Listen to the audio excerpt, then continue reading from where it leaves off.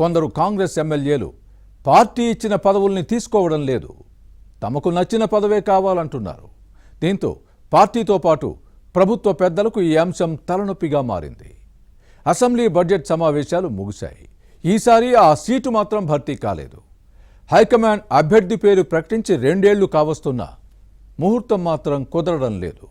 అసలు తెలంగాణ అసెంబ్లీలో ఆ పదవికి ఎన్నిక ఎందుకు జరగడం లేదు? ఇంకా సస్పెన్స్ కొనసాగడానికి కారణమేంటి? ఆ పోస్టు కోసం అధిష్టానం నిర్ణయించిన అభ్యర్థి ఎవరు?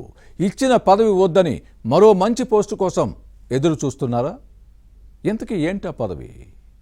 Was the story? తెలంగాణలో కాంగ్రెస్ ప్రభుత్వం వచ్చి 2.5 ఏళ్లు కావస్తోంది. స్పీకర్ గా గడ్డం ప్రసాద్ శాసనసభను నడుపుతున్నారు. కానీ డిప్యూటీ స్పీకర్ పదవి ఇంకా భర్తీ కావడం లేదు.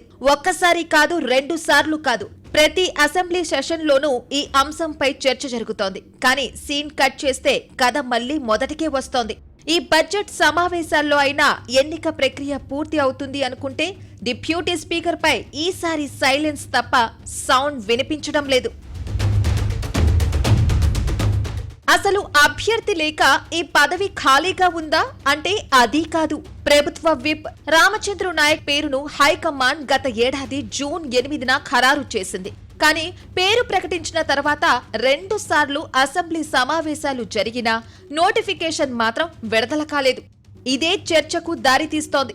డిప్యూటీ స్పీకర్ కోసం పేరును ప్రకటించినా అభ్యర్థి వెనకడుగు వేస్తున్నారా, లేక అధిష్టానం మనసును మార్చుకుందా, లేక అంతకు మించిన మరో పెద్ద పదవిని ఈ నేత ఆశించడంతోనే ఎన్నిక ఇంకా జరగడం లేదా అనే అంశంపై భిన్న వాదనలు ఉన్నాయి.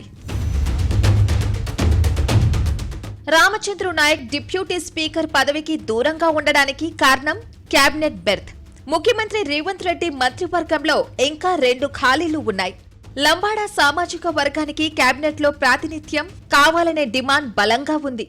ఒకవేళ డిప్యూటీ స్పీకర్ పదవి తీసుకుంటే టెక్నికల్ గా మంత్రి రేస్ నుంచి తప్పుకున్నట్లే అవుతుంది. దీంతోనే రాజ్యాంగబద్ధమైన పదవి కంటే పాపులర్ కేబినెట్ ర్యాంక్ కోసమే రామచంద్ర నాయక్ వేచి చూస్తున్నారని వినిపిస్తోంది. అయితే కేబినెట్ బర్త్ కు ఎస్టీ సామాజిక వర్గం నుంచి పోటీ ఉంది. రామచంద్ర నాయక్ వర్సెస్ బాలు నాయక్ గా మారింది. దేవరకొండ ఎమ్మెల్యే బాలునాయక్ ఎస్టీ కోటాలో మంత్రి పదవిని ఆశిస్తున్నారు. అయితే ఉమ్మడి నల్గొండ జిల్లా నుంచి ఇప్పటికే ఉత్తమ్ కుమార్ రెడ్డి, కోమటిరెడ్డి వెంకటరెడ్డి మంత్రులుగా ఉన్నారు.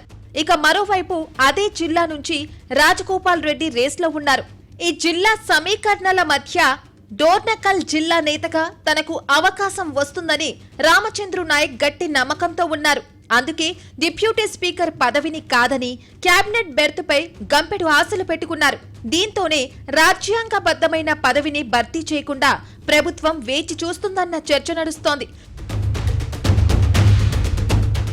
దీనిని పరిశీలిస్తే డిప్యూటీ స్పీకర్ భర్తీ కేబినెట్ విస్తరణపై ఆధారపడి ఉందన్నమాట.